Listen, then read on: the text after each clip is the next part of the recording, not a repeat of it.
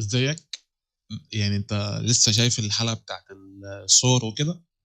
انت تعمل اول صوره، اكيد عجبك الصور بتاعتك. يبقى وريني الصور بتاعتك شكلها عامل ازاي. هنا بقى في الحلقه دي او الفيديو دوت هتعرف ازاي تعمل صوره بالالكامي، او انت تشوف الالكامي ده بيشتغل ازاي، تمام، عشان تقدر تطلع منه صوره كويسه. وهنا برضو هنجرب السلايدز بتاعه البروموت ماجيك ونشوف السلايدز ديت هتفرق معانا في الصور ولا لا. هنفعل الكامي، اول ما تيجي تفعله هيقول لك بسم الله الرحمن الرحيم هسحب منك 16 توكن. ليه هو كده 16 توكن؟ اشتغل لك احسن صوره. ممكن تستخدم الكامي لوحده، ممكن تستخدم معاه الفوتوريل، كده كده اصلا 16 توكن كده كده ايه هم اللي هيتسحبوا. تمام. ونحط النيجاتيف بروموت بتاعنا زي ما هو وكل حاجه، وهنختار ليوناردو ديفيوجن. ولو جيت استخدمت الكامي مش هستخدم اس دي اكس ال اصلا، يعني لان اس دي اكس ال هو قوي لوحده. فنستخدم ليوناردو ديفيوجن بالنيجاتيف بروموت وكل حاجه. هتلاقي عندك حاجات جديده ظهرت هنا: انمي، كرييتيف، دايناميك، انفايرمنت، جنرال، الستريشن، فوتوغرافي، وهكذا وهكذا وهكذا. اختار براحتك. انا هختار فوتوغرافي لان انا عايز الصوره اكنها فوتوغرافيه حد مصورها وهكذا. تمام. الابعاد هي مش هلعب فيها. الحاجات الباقيه مقفوله مش هينفع نستخدمها. نبقى نتكلم عن الحاجات الباقيه لو هينفع نستخدمها مع البرو ماجيك لوحديها. وهندوس على جنريت. دوسنا على جنريت، طلع لك قطه. انت متخيل؟ بديهيات. دي قطه، بس قطه فعلا في السبيس الصبح. الصوره كأنها حقيقيه، مفيش مشاكل، كويسه جدا جدا جدا جدا. دي تطلع ترند. الصوره دي طلعوني ترند بالصوره دي، ماليش دعوه. الصوره دي ذكاء اصطناعي يا جدعان، طلعوني بيها ترند. ده باستخدام الالكامي من غير ما العب في اي حاجه، ولا حطيت هاي ريزوليوشن، ولا انا حطيت حاجات في الكونتراست بوست وهكذا. ما لعبتش في الكلام ده. مش محتاج تلعب اصلا، انت ممكن تطلع صور حلوه من غير ما تلعب في الحاجات دي زي ما الناس بتعمل. هنقفل بقى الالكامي.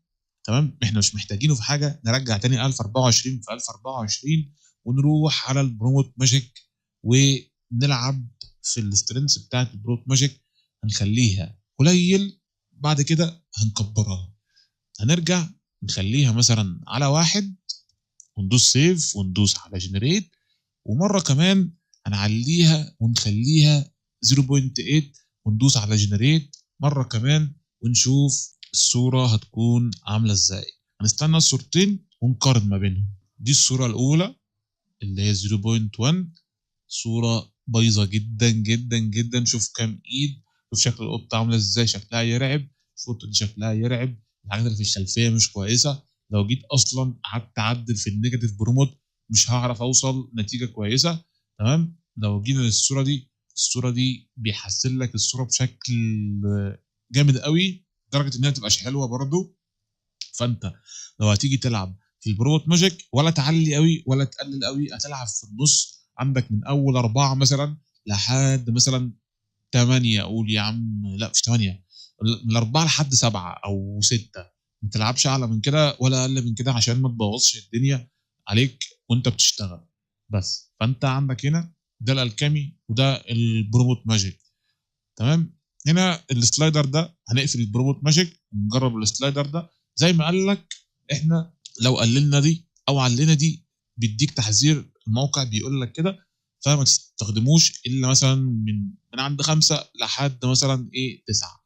فاحنا هنجرب 5 الاول ونشوف شكل الصوره هيكون عامل ازاي، وندوس على جنريت ونجرب 9 برضو ونشوف شكل الصوره هيكون عامل ازاي، وندوس جنريت. طبعا هو بيجي لك 7 باي ديفولت، انت ممكن تقللها 6 5. انا بلعب على 7 6 5 اصلا عشان اطلع صوره كويسه. اول مره استخدم رقم 9 ديت. دي الصوره لو عملنا رقم 5. شوف الصوره عامله ازاي، ضلمه.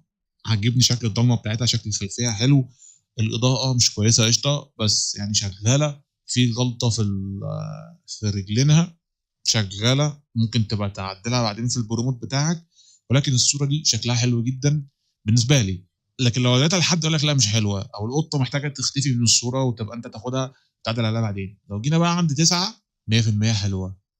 الصوره دي 100% حلوه مع الخلفيه. برضو احنا اتكلمنا على الخلفيه في الصوره اللي تحت دي. برضو هتلاقي عندك الخلفيه ورا مش كويسه، والقطه هي اللي كويسه، دي نفس الكلام. الخلفيه مش كويسه شويه والقطه هي اللي كويسه، تيجي هنا الخلفيه كويسه والقطه لا برضو. فانت ممكن تلعب عندك 5 6 7 تظبط فيهم، ومش لازم تلعب على الجايدنس سكيل دي على طول.